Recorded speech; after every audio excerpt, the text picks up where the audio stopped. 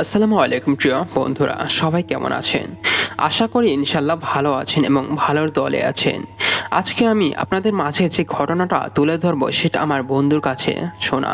আমার বন্ধু আমাকে যেভাবে শেয়ার করেছে আমি ঠিক সেভাবে আপনাদের কাছে শেয়ার করছি। আমার বন্ধুর বাড়ি আমাদের গ্রাম থেকে 2 মাইল ফাঁকে। আমরা একসাথেই পড়াশোনা করতাম। ওর নাম রাফি। ও অনার্সে পড়াশোনা করে আমার সাথেই। আমি যে বুথ এফএমের চ্যানেল নিয়ে কাজ করি সেটা ও জানতো। তাই ও বলতো যে কোনো এক সময় ফাঁকা পেলে, অন্য সময় দেখা হলে আমি তোকে একটা আমার ঘটনা শেয়ার করব। সেজন্য ওর সাথে আজকে দেখা।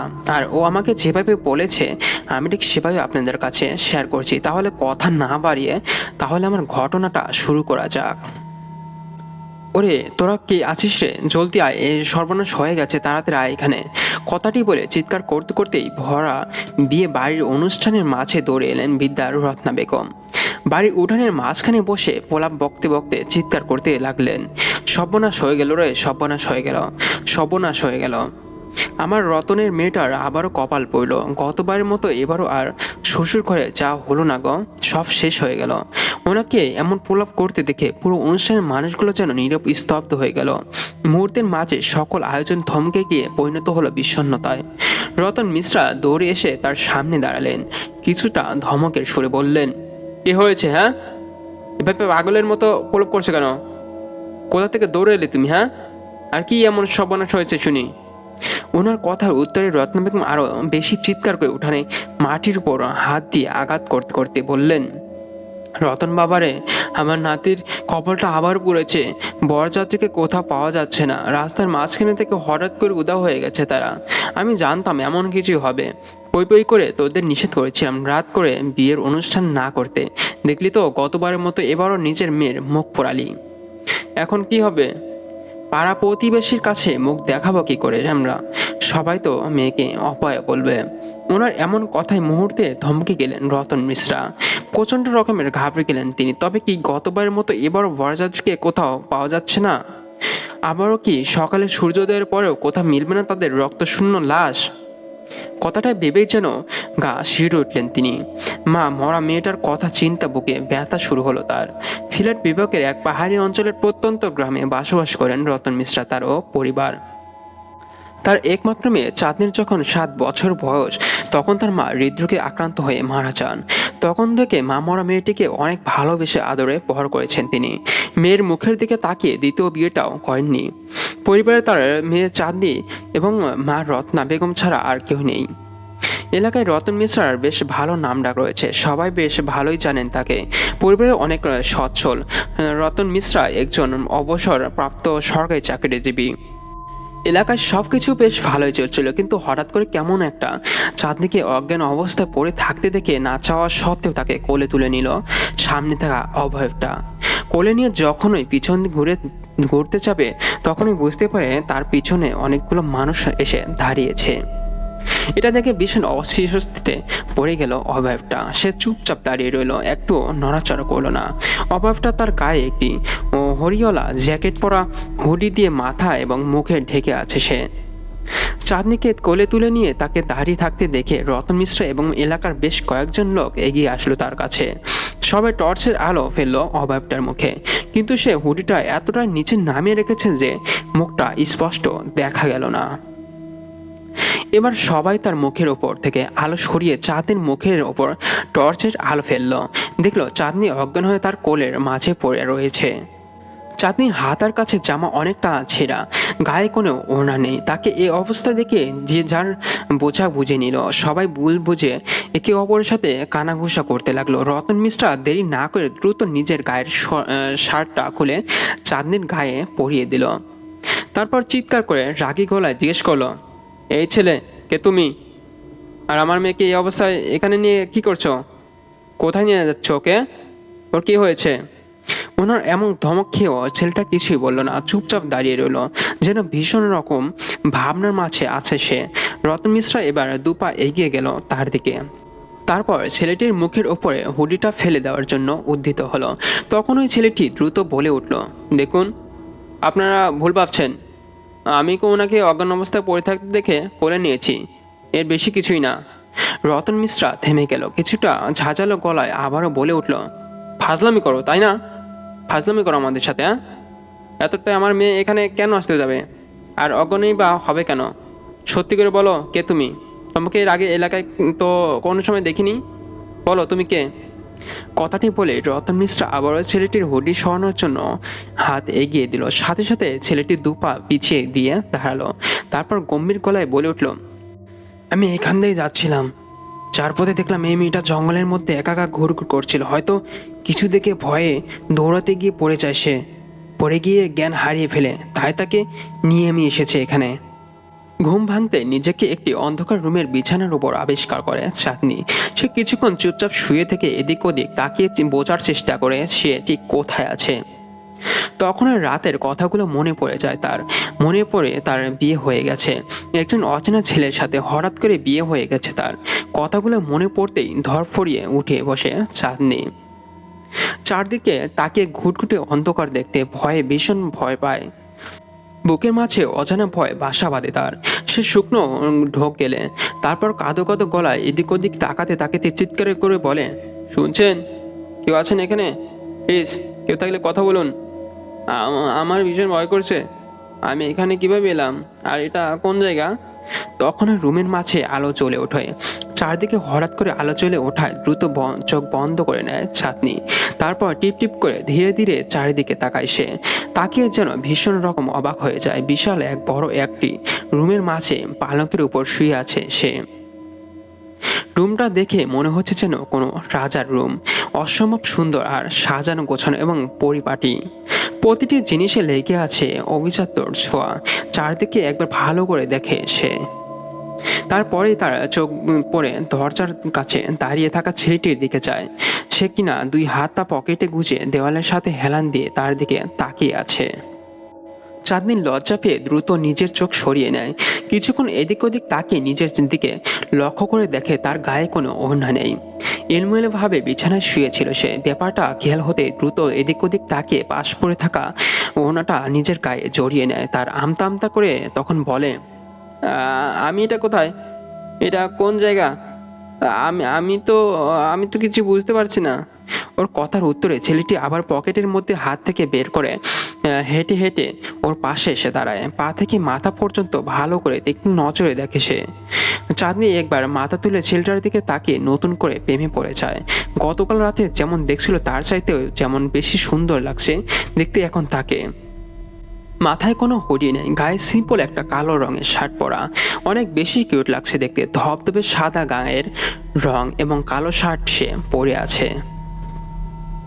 প্রচন্ড খিদে লেগেছে চাঁদনির, কিন্তু ডাইনিং টেবিলের ওপর শুধুমাত্র ফল ছাড়া আর অন্য কিছু না পেয়ে বেশ বিরক্ত হলো সে।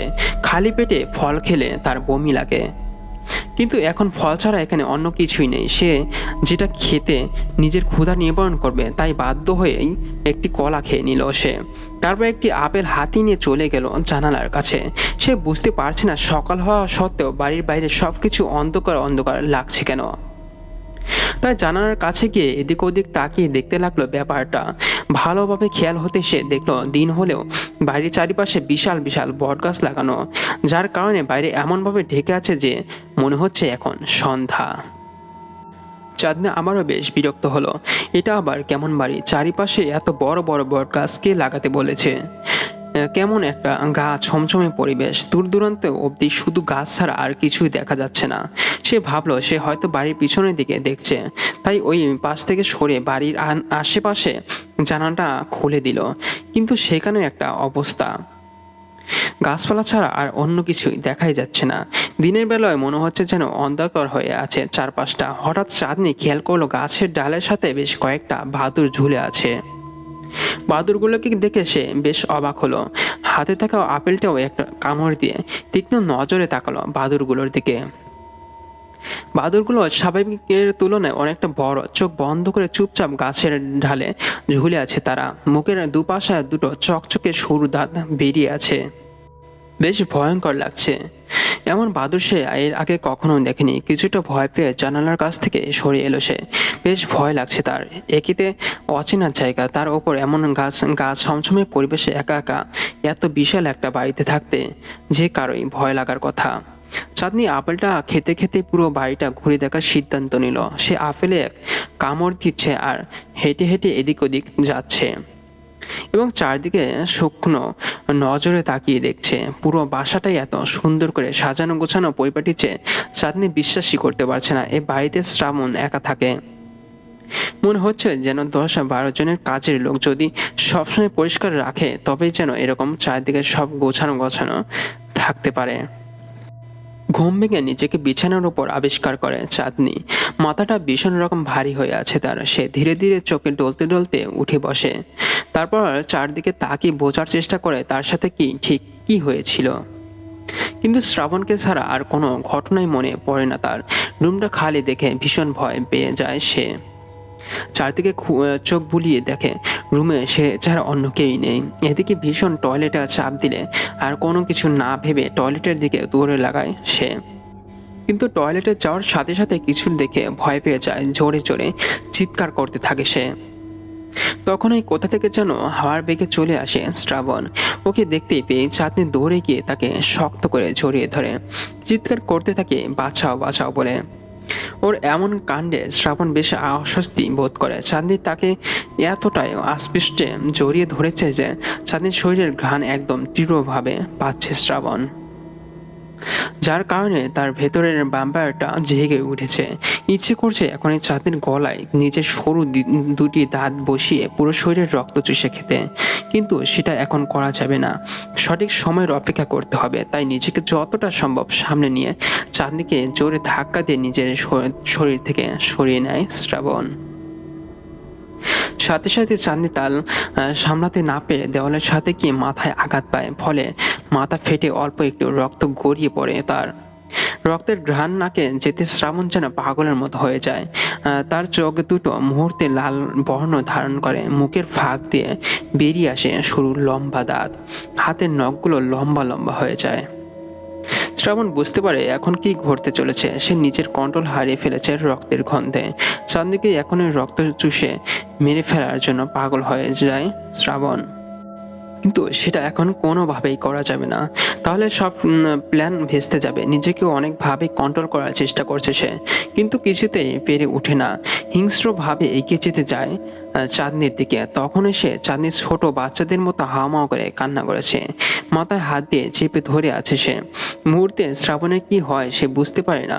তার ভ্যাম্পায়ারটার রূপ গায়েব হয়ে গিয়ে নিজের মানুষের মতো স্বাভাবিক রূপে ফিরে আসে সে। চাঁদনির নিষ্পাপ কান্না জড়ানো তার মায়া তাকে আটকে ফেলে। শ্রাবণ চলে গেছে প্রায় 15 মিনিট হলো। এত তাড়াতাড়ি সে কোথায় গেল কিছু যেন মাথায় ঢুকছে না চাঁদনির। এদিকে বড্ড ক্ষুধা লেগেছে তার। তাই কোনো কিছু না ভেবে বিছানার উপর গিয়ে চুপচাপ বসে বারবার বিরিয়ানির প্যাকেটের দিকে তাকায়। আর শুকনো ঢোক গেলে তার আর সহ্য হচ্ছে না। রাগটাকে দূরে ফেলে রেখে দ্রুত বিরিয়ানির প্যাকেটটা হাতে তুলে নেয়। খুলে দেখে হালকা গরম বিরিয়ানি। অসম্ভব সুন্দর ঘ্রাণ আসছে তার থেকে। চাঁদনির আর তর্স হয় না। সে হাত না ধুয়ে খাওয়া শুরু করে দেয়। 5 মিনিটের মধ্যে এক প্যাকেট বিরিয়ানি সাবার করে ফেলে সে। খাওয়া শেষে বুঝতে পারে তার প্রচন্ড পানি পিপাসা লেগেছে। আশেপাশে তাকিয়ে দেখে কোথাও কোনো পানি নেই। তাই উঠে বাইরে চলে যায়।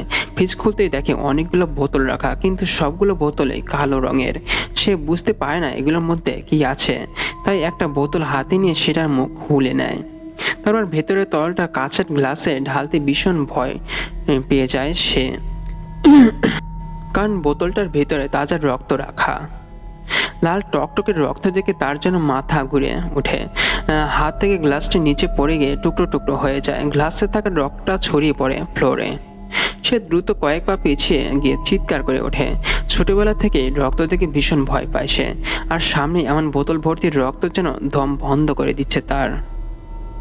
ওর চিৎকার শুনে শ্রাবণ যেন কোথা থেকে ছুটে আসে ওর কাছে এসে ফ্লোরে তাকাতে বুঝতে পারে চাঁদনি কি দেখে এতটা ভয় পেয়েছে।